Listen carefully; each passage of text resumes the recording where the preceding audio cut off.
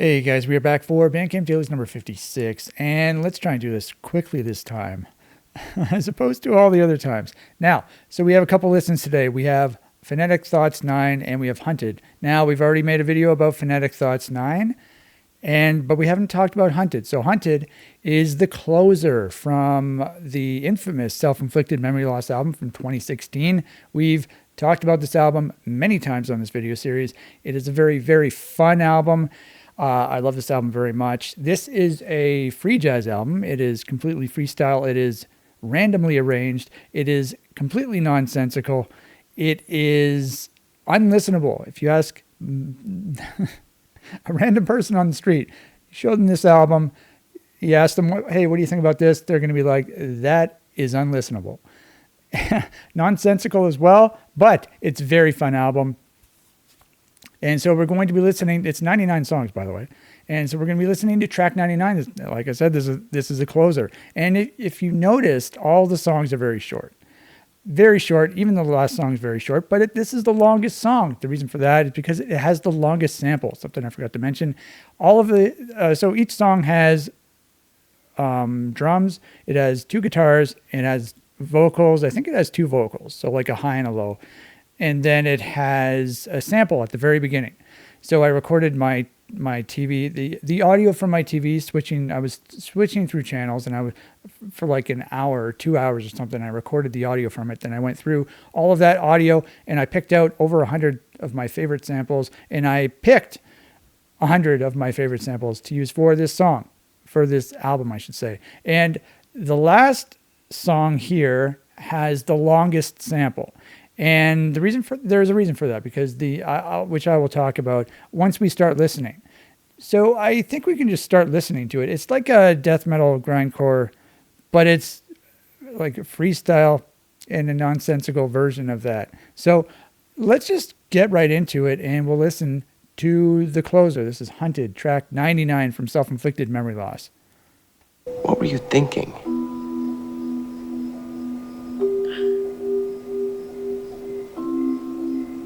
Just wanted him to know what it felt like to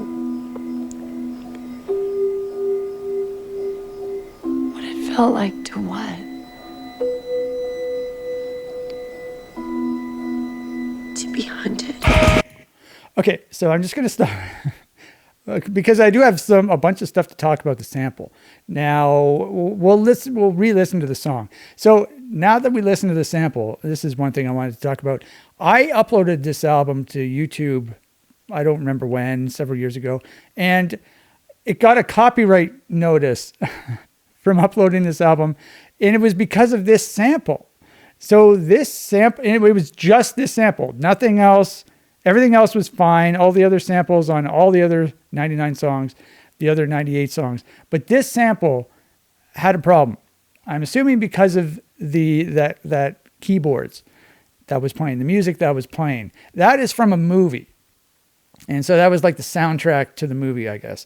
And like I went in my YouTube account or whatever when I uploaded that video, and I noticed that there was the copyright notice, and the guy who owned I think it was the composer of the soundtrack who owns it or whatever. And so I forget what happened.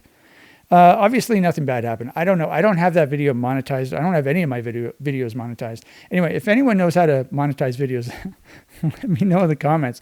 I am eligible. I just still haven't done it. It seems kind of complicated and I don't know what to do. So give me some tips in the comments there. But the sample, I really like the sample. I really like that soundtrack. The soundtrack is really good. That song that's playing with the keyboards, I really like that song. I also wondered if that guy, like the composer, if he was notified when I uploaded my video, and if he actually listened to the song, what he would think about it. Some composers, I don't know. It depends, because just like music listeners, some people are more open-minded than others. And the same thing happens with composers. Some composers are very traditional. if they would listen to, we haven't even listened to the song yet, but if some composers would listen to this, it would be nonsense. It would be garbage. But other composers, they have a more open mind and they realize they have more experimental and non-traditional tastes sometimes, and they could appreciate something like this. So I don't know what type of guy that guy is, or if he's even listened to the song, but I wondered if he listened to the song. Because obviously this music is quite different from the soundtrack that he made. But I, as someone who made this music, appreciate the soundtrack that he made, because I like that style of music as well. So I was just wondering if he reciprocated that as well. Okay, so that's what I wanted to say that. Now, I also wanted to say that movie that the sample is from, it's from a movie about dogs. And Molly Shannon is in it from Saturday Night Live. And I believe Brigitte Nielsen, I think that's what her name is. I think she's in the movie as well. If I remember correctly, I think she plays the teacher in Billy Madison. I think the teacher that Adam Sandler has the hots for. I think he accidentally touches her boob or something on the bus, and she's all I forget what the word is, but she's all into it. I don't know what the word is, but if you've seen that movie, you know what I'm talking about. If I remember correctly, I think she's also married to, or at least she was, to Pete Sampras, the tennis player. So back when I played tennis, back in the 90s, I was super into tennis, and he was a big deal back then. So him and Andre Agassi, I feel like they were the big tennis guys back in my day. And then shortly after, I think Andy Roddick came onto the scene, and et cetera, et cetera, et cetera. I don't know when Roger Federer came in, but I feel like that was too early for Federer. Here I am once again rambling on about nothing. So this video is going to probably be over 30 minutes. But yeah, it's from a movie, a dog movie. Now, I haven't seen the movie. I've seen the movie on TV a couple times, but I haven't really paid attention.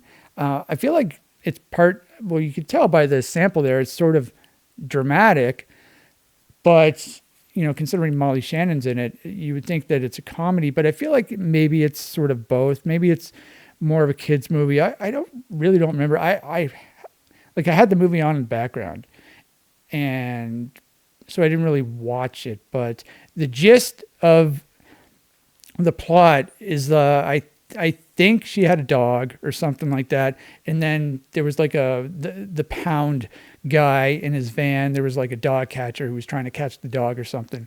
I don't remember. And then maybe that scene, that's like the climax scene of the movie.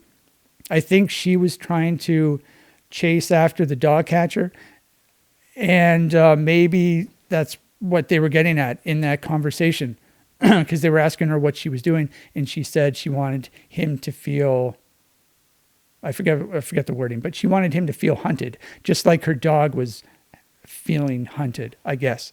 Now, what we're going to do, we're going to figure out what this movie is called. I feel like the movie is called Must Love Dogs, but that might be, I might be getting that confused with another movie, because I know there's another movie about dogs that features Bruce McCullough of Kids in the Hall fame, and I feel like that's the movie I'm thinking of, the title at least. But we're just going to do Molly Shannon dog movie. Oh, Year of the Dog. That must be what it is. Year of the Dog. Let's go to the IMDb. Okay. Because I want to show you that Brigitte Nielsen is in this as well. Oh, I don't know if there was yeah. Okay. So a trailer started to play. We've been on IMDb before in one of these previous videos, not Bandcamp Dailies, but one of my Todd Reacts videos. And when I uploaded my YouTube video, because part of a trailer played, because I was talking about the movie or something, and I uploaded the video and I got a copyright notice because of the trailer. So I cut out that part, and then I added like a rectangle over the trailer box so that it blocked the trailer, and I re-uploaded to YouTube. It's so funny. Okay, so let's see Brigitte Nielsen. Where is she? If she's not here, then I don't know what to say. She has to be here. Unless it was Laura Dern. Maybe I got them confused. That's quite possible. Has she been in more than one dog movie? Molly Shannon?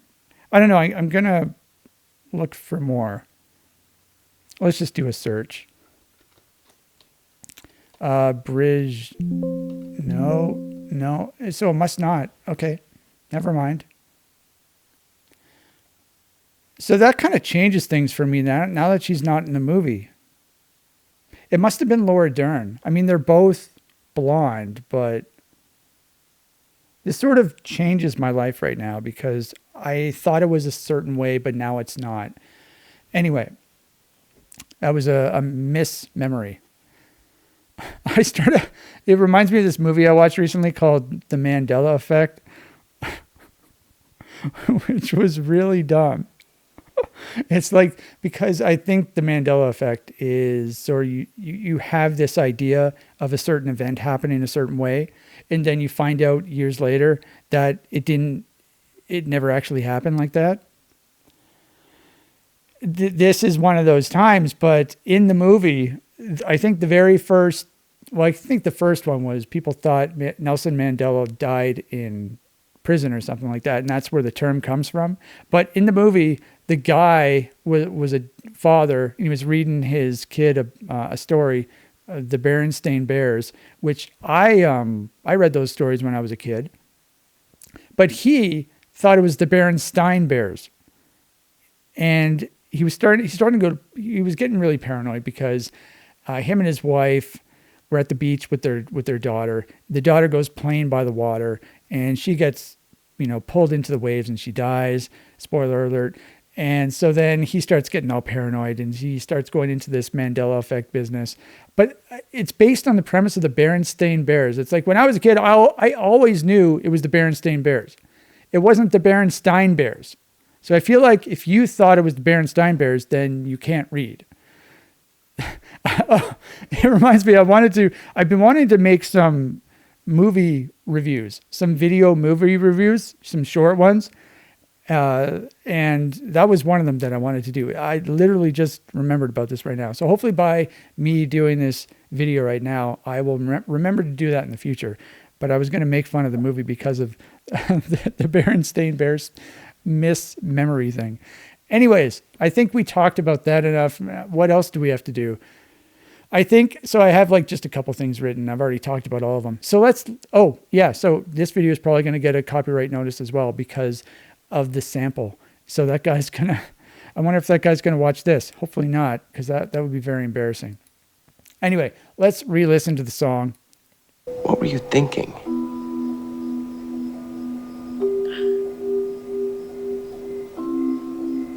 I just wanted him to know what it felt like. Yeah, we forgot to check what the plot of the movie was. Year of the Dog. That's one of the reasons. Okay, a secretary's life changes in unexpected ways after her dog dies. Okay, so is there a little longer synopsis that we can check? Peggy is single, childless, in her 40s, a lonely executive assistant in a friendly office. Her dog Pencil is the love of her life, and when he dies after eating some sort of toxin, Peggy's life spins out of her control. A friendly neighbor invites her for dinner. A friendly staff member at her vet's calls with an abused dog he recommends she adopt. She does. Okay, so this is sort of the gist I picked up on, except for all the extra stuff. She does, and also finds herself attracted to this fellow, to the vet person, I'm assuming. She becomes a vegan, supports animal rights causes, and embroils her brother's young children in these concerns. Saving dogs and other animals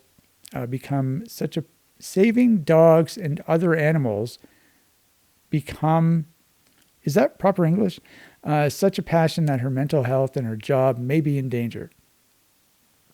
Are regaining control and finding love beyond her reach? I don't know. Now, there was no talk about a dog catcher, but anyway, now we know what the plot of the movie is. So the person who's talking right now is Molly Shannon. What it felt like to what? Okay, that person right there was not Molly Shannon. That must have been Laura Dern. To be hunted.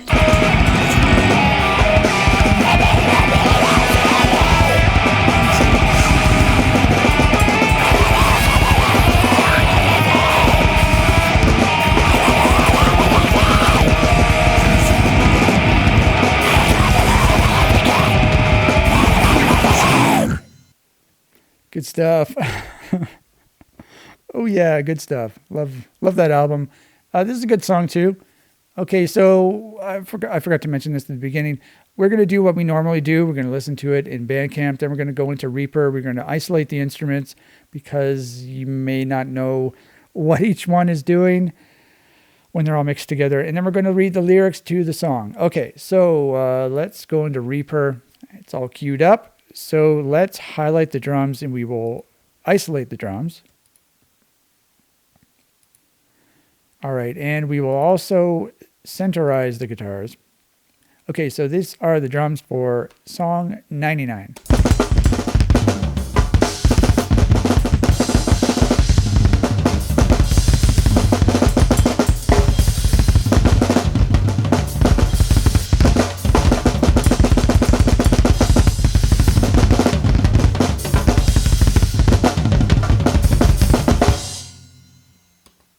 All right, did you get that? Do you have that memorized? So fun playing drums like that. All right, so let's listen to one of the guitars. So I can picture how the song goes. There are several parts of the song that are memorable to me. I'm just wondering which guitar part they're going to be in, or if it's going to be like a mixture of the guitars that create that sound. I'm not sure. That's the fun thing about isolating these instruments, so that I can sort of figure out where these melodies, these memorable melodies that I'm hearing, are coming from.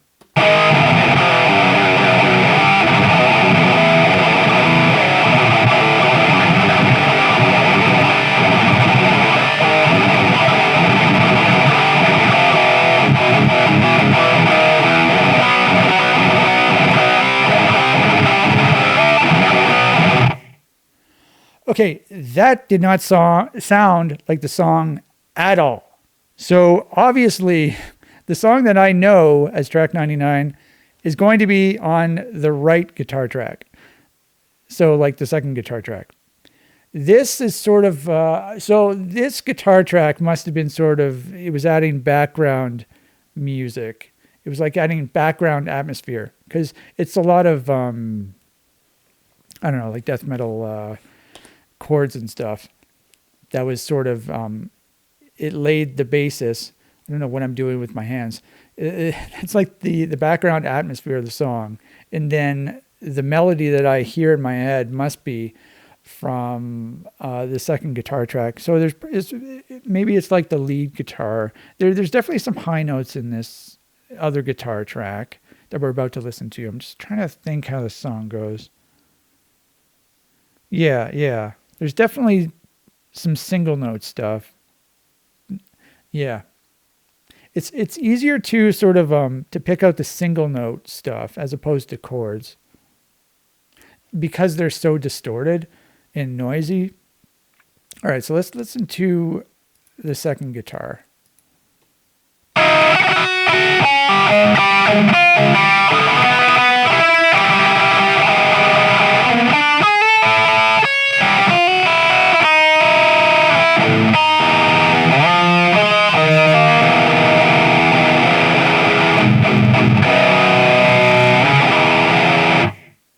Yeah, that's the song. That's the song I know. This is something that I talk about in the lyrics, actually, but it's kind of funny to me because I feel like the song, as it gets towards the end, it does like a traditional song progression where it sort of starts and then it's sort of, I had the word on the edge of my tongue. It finishes, it resolves at the end in a specific way. I don't know, with the melody, it sort of resolves in a pleasing way, as if it was, I'm reminded of a Simpsons quote. What is it? Oh my God, I can't remember. I just literally just thought about this right now. It's like Homer says something about, I'm not even going to say it because I don't even know what it is. In a neat little package. That was the ending of it. Anyway, but yeah, it resolves in a very pleasing way, as if it was written like that, but it wasn't written like that. But I referenced that in the lyrics, so it's kind of funny. But yeah, this is the song. When I listen to track 99 that we just listened to, when I think about it, this is the melody that I hear.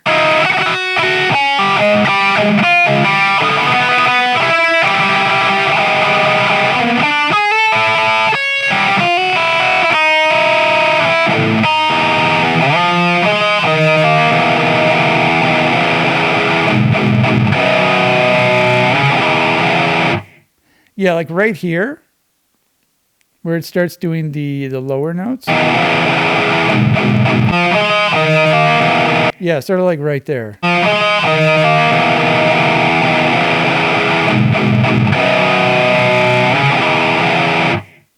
It just resolves so perfectly.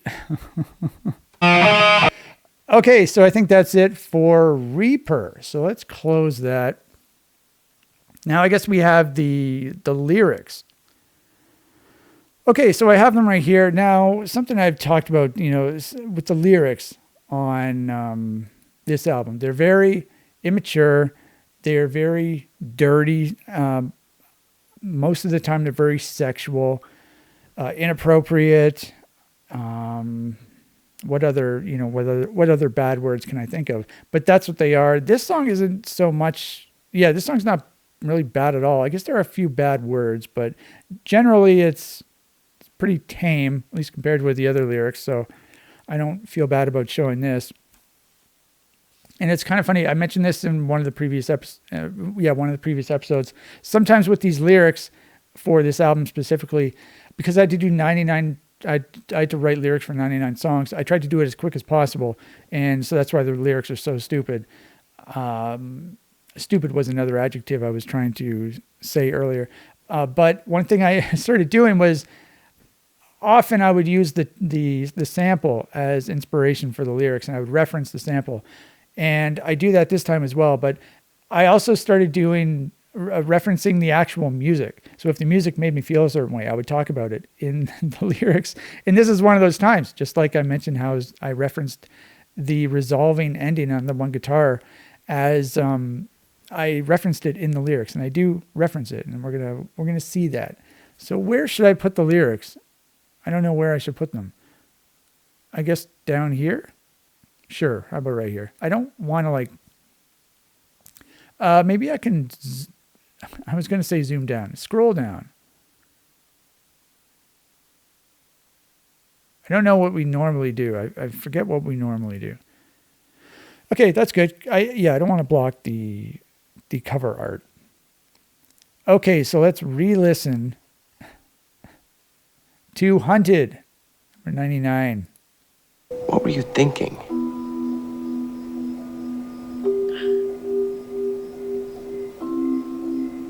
I just wanted him to know what it felt like to... What it felt like to what?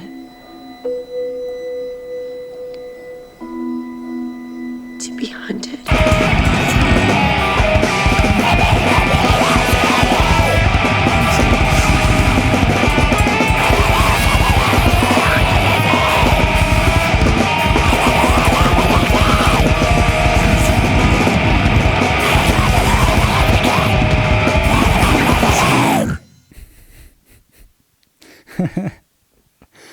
Okay. Superstar, that is one of Molly Shannon's movies.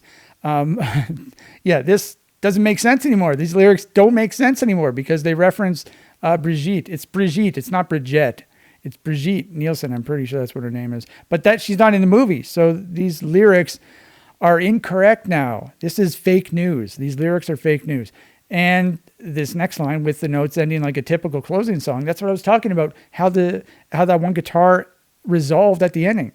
And then I say, I wonder how it happened like that, because it was complete randomness how it happened like that. Because when I recorded guitars for this song, I didn't know it was going to be guitars for the last song. So it just happened to be randomly arranged as the last song. So it's kind of funny how the last song has this resolving ending of the song on one of the guitars, and it just happens to be the last song. Just pure randomness, just out of randomness, just like I said there.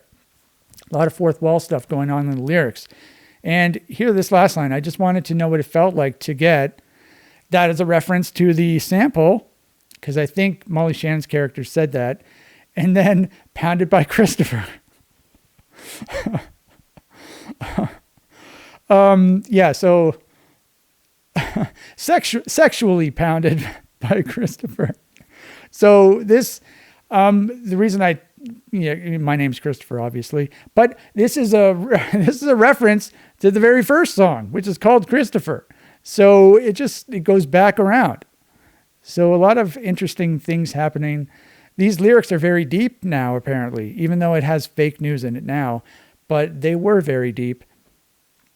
I just wanted to know what it felt like to get, and then both the highs and the lows say pounded by Christopher. I really like that part of the where the vocals are say that the last time is right at the end of the song, and then the album ends right there. So, but yeah, there's a sample here. It's I'll play this sample here, the Christopher song.